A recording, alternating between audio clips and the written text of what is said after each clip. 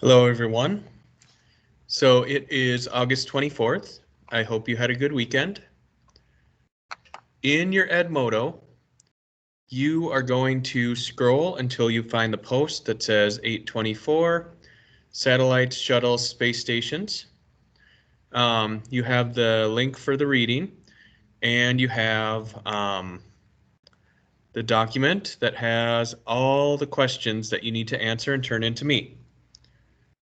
So I already have the reading open. So this one is going to talk about what it has in the title: satellites, shuttles, and space stations. One type of shuttle is a rocket. So we didn't reach space until the second half of the 20th century, which actually isn't that long ago. So the way we did this was by a rocket. Now, a rocket is an object that moves rapidly in one direction. Um, And the way it works is it has particles that are shooting out of the other end at a high speed, um, and that's what makes it go in the other direction. So they were used for a long time, long before we went into space with them. But in 1687, Sir Isaac Newton developed his laws of motion. So Newton's first law, second law, third law. So his third law says, to every action there is an equal and opposite reaction. So when the rocket's propulsion system pushes in one direction, the rocket is going to fly in the other direction. So here we see action, reaction. All right, so that's Newton's third law that describes how a rocket works. So goes a little bit more in depth into how a rocket works. Basically, it has the boosters, and we have liquid fuel. It gets burned, it pushes out the boosters, and we force the rocket into space. This force from the boosters is what we call thrust. So, the reason liquid fuel is so important is because that is how rockets were able to escape Earth's gravity. So it had to have a lot of force, it had to have a lot of speed, and then they can also drop fuel, empty fuel containers, to reduce the mass of the rocket so it can fly higher, and eventually flying out of Earth's atmosphere. So one of the first uses of rockets was to launch satellites. So a satellite is going to be an object that orbits a larger object.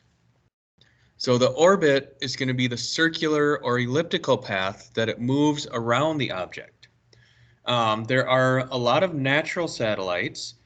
The moon is a natural satellite, but if it is something that is made by human beings, it is called an artificial satellite.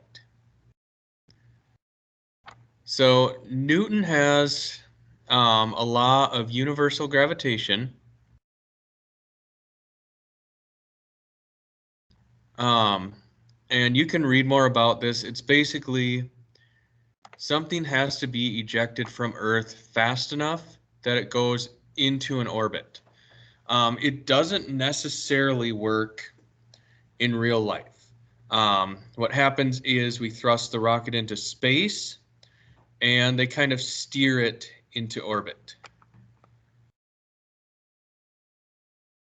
So satellites are going to have different views depending on their orbit. Some are going to be put in low orbit. So they orbit from the North Pole to the South Pole. So they're going to view a different part of the Earth each time they circle. Imaging and weather satellites are going to be the types that are in low orbit.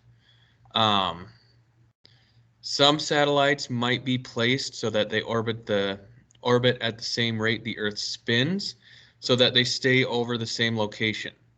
So communication satellites are going to be in this kind of stationary orbit. All right. So satellites have many purposes. They use communication, navigation. Some take pictures of a planet's surface. And a lot of them collect data about changes in our environment. Different satellites are going to collect different wavelengths of energy and collect different data. So a space station is going to be a satellite. Well, not necessarily a satellite because it's called a space station. Space station is something that is out in space and is used for research. So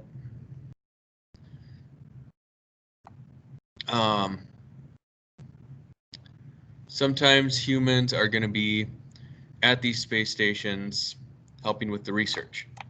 Space shuttles, those are mainly used for flight into space.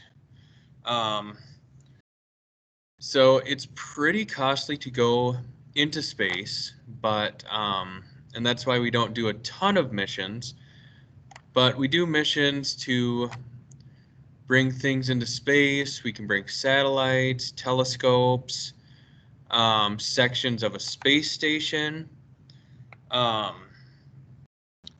but basically to bring things into space that need to be there. Bring in the satellites and stuff for the space station. So the part you probably know the best is the orbiter. This is this part, what we would probably call a spaceship. It has the wings, and then the orbiter is going to be attached to this huge fuel tank, and you're probably familiar with that too. Has a lot of liquid fuel. On the side, you have these booster rockets that help launch it into space. So this is what all the stuff that is necessary to get out of Earth's atmosphere. So once the orbiter is in space, it can release equipment, and it can also be used to repair existing equipment. All right.